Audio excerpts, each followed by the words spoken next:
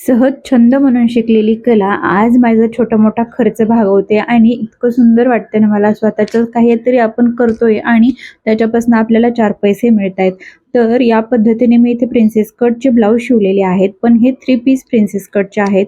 Latest आहेत आणि आता भरपूर असे कस्टमर आहेत त्यांना कटोरी ब्लाऊज नको आहेत, तिथं 3 पीस जे प्रिन्सेस कट ब्लाऊज आहेत याला जास्त डिमांड आहे.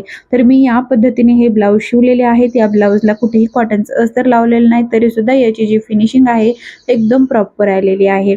आणि भरपूर असे जे कस्टमर आहेत त्यांना जे काही आता कटोरी ब्लाऊज घालायचा कंटाळा आलाय, कुठेतरी गुड्या वगैरे पडतायत, पण हा जर ब्लाऊज आपण स्टिच केला ना कुठेही गुढी पडत नाही. याचं फिनिशिंग तुम्ही पाहू शकता, एकदम जबरदस्त याचं फिनिशिंग जे आहे ते बसतं. आता हा प्रिन्सेस कट पासून मी 3 पीस प्रिन्सेस कटचा ब्लाऊज स्टिच केलेला आहे.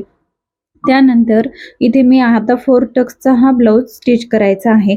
पण याच्यामध्ये काय आहे ना, उंची पण छोटी आहे आणि साईज पण छोटी आहे. तर याचा डिटेल व्हिडिओ आपल्या चॅनलवरती उद्या अपलोड होणार आहे. खूप छोट्या-मोठ्या टिप्स सहित मी तो व्हिडिओ बनवलेला आहे. तर नक्की त्यातून तुम्हाला फायदा होणार आहे. नक्की जाऊन व्हिडिओ उद्या पाहू शकता.